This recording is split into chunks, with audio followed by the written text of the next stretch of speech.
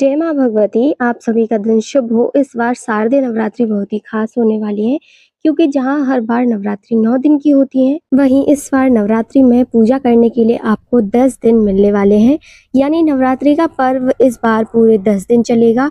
और आइए जानते हैं इस बार नवरात्रि में अष्टमी और नवमी तिथि कब रहेगी, किस दिन दुर्गा सप्तशती के कौन से अध्याय का पाठ आपको करना है। क्योंकि इस बार एक तिथि की वृद्धि हो रही है। अखंड ज्योत यदि आप जला रहे हैं तो उसके क्या क्या नियम होने चाहिए, और अगर गलती से अखंड ज्योत बुझ जाए तो क्या करें, और अखंड ज्योत कितने दिनों तक जलानी चाहिए, अखंड ज्योत को अंतिम दिन किस प्रकार से शांत करना चाहिए, यह भी आप जानेंगे। इस बार शारदीय नवरात्रि 22 सितंबर दिन सोमवार से शुरू होकर जिसका समापन होगा 2 अक्टूबर दिन गुरुवार को।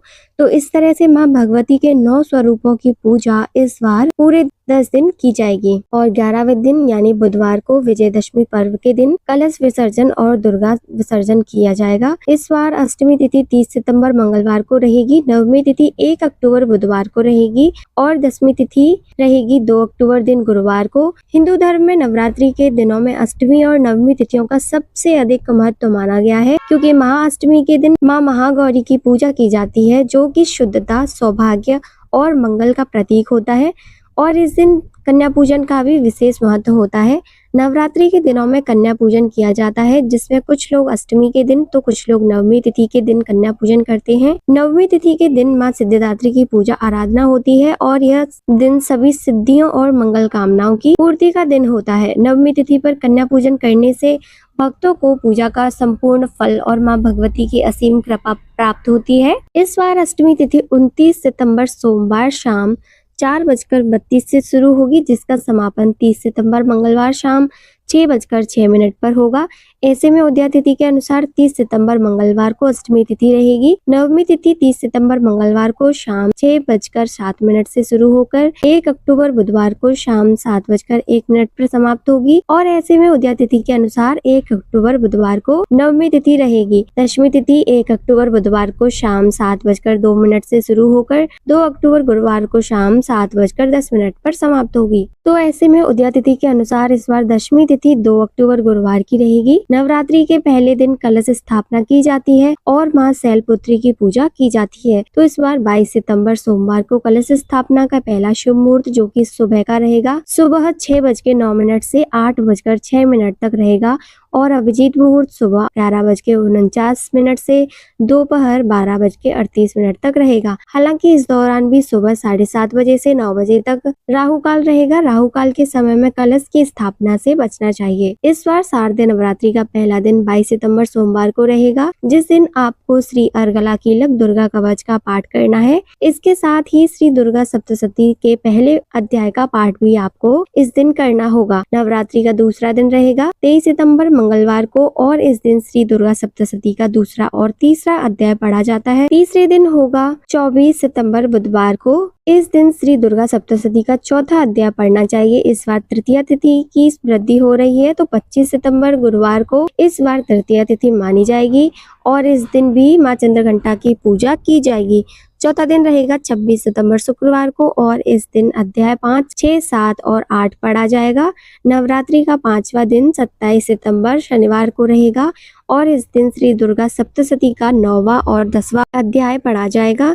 छठा दिन रहेगा 28 सितंबर रविवार को, और इस दिन अध्याय 11 पढ़ा जाएगा। 7वां दिन रहेगा 29 सितंबर सोमवार को, और इस दिन श्री दुर्गा सप्तशती का 12वां और 13वां अध्याय पढ़ना चाहिए। 8वां यानी अष्टमी तिथि रहेगी 30 सितंबर मंगलवार को, और इस दिन मूर्ति रहस्य देवी सूक्तम का पाठ करने के बाद हवन करके क्षमा याचना करनी चाहिए। बहुत से भक्त नवरात्रि के पूरे 9 दिन में संपूर्ण दुर्गा सप्तशती का पाठ प्रत्येक दिन करते हैं। ऐसा करना यदि आपके लिए संभव हो तो आप भी कर सकते हैं, नहीं तो इसी आधार पर इस बार पाठ कर सकते हैं। अब जानते हैं अखंड ज्योत के बारे में। तो अखंड ज्योत नवरात्रि के पूरे 9 दिन तक जलाई जाती है। जो भक्त इस बात का संकल्प लेते हैं उन्हें पहले दिन ही अखंड ज्योत जलानी चाहिए। अखंड ज्योत में आपको कच्चे सूत या कलावे की बाती का प्रयोग करना चाहिए, क्योंकि यह बाती बहुत लंबे समय तक जलती है, आसानी से बुझती नहीं है।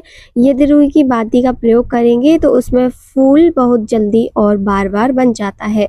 तो आपको बहुत ज़्यादा ध्यान रखने की आवश्यकता होगी। दीपक आप मिट्टी का प्रयोग करें तो बहुत अच्छी बात है। दीपक बड़ा होना चाहिए ताकि उसमें घी या तेल ज़्यादा भरा जा सके। और इसके अलावा आप तांबे का दीपक भी पूजा में रख सकते हैं। अखंड ज्योत कब से लेकर कब तक जलानी चाहिए? तो देखिए, बहुत से लोग पूरे नवरात्रि में अखंड ज्योत जलाते हैं और जो ऐसा ना कर पाए वह केवल पहले दिन केवल 24 घंटे तक अखंड ज्योत जलाने का संकल्प ले सकते हैं और इतनी देर तक अखंड ज्योत जला सकते हैं।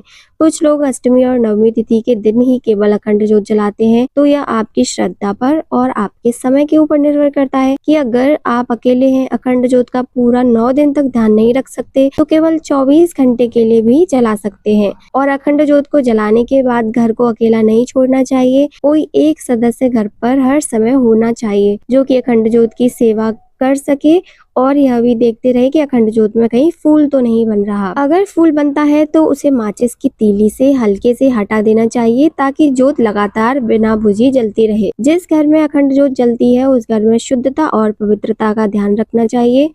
तामसिक चीजों का सेवन नहीं करना चाहिए। अखंड ज्योत के आसपास जूते चप्पल इत्यादि पहनकर ना जाएं।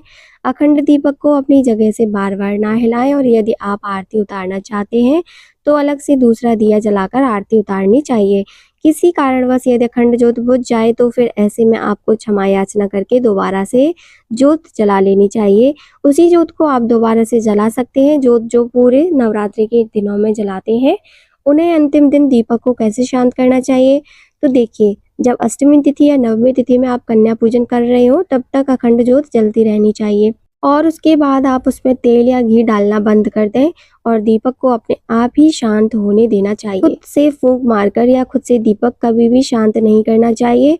अखंड ज्योत जलाने के साथ साथ इस बात का भी ध्यान रखें कि वहां पर बहुत तेज हवा न लगती हो ताकि हवा से दीपक बुझ ना पाए। और आप अखंड ज्योत जलाने के बाद ऊपर से उसे कवर भी कर सकते हैं। आपको मार्केट में यह कवर आसानी से मिल जाएगा ताकि अगर आप पंखा भी चला रहे हो तो उसकी हवा दीपक पर ना लगे। जिस घर में अखंड ज्योत जलती है उस घर में कभी झगड़ा, अपशब्द या फिर नकारात्मक बातें नहीं होनी चाहिए। और दीपक के सामने बैठकर रोज प्रार्थना या श्री दुर्गा सप्तशती का पाठ करने के बाद आरती करनी चाहिए। अखंड ज्योत में कैसी बाती होनी चाहिए? तो इसमें आप कलावे की बाती का प्रयोग कर रहे हैं या चाहे रुई की बाती का प्रयोग कर रहे हैं तो ध्यान रखिएगा 7 हाथ लंबी बाती का प्रयोग आपको करना चाहिए ताकि पूरे 9 दिन तक आसानी से बाती जल सके। बाती बदलने की नौबत ना आए जिसकी लंबाई आपके हाथ की बीच वाली उंगली से लेकर कोहनी तक हो तो ज्यादा अच्छा रहेगा। और अगर आपको बाती बदलने की आवश्यकता हो तो फिर ऐसे में पहले से ही एक बाती जलाकर तैयार रख लें और जो पुरानी बाती जो जल रही है या जिसे अब आपको हटाना है, बदलना है, किसी कारण से उसे आप हटाएं और जो जलती हुई बाती है वह अखंड दीपक में रख दें। पूजा पाठ में हर दिन क्षमा याचना करने से अगर कोई कमी हो जाती है तो कोई गलती हो जाती है तो उसका दोष नहीं लगता। यह थी आज की वीडियो। उम्मीद है आपको पसंद आई होगी।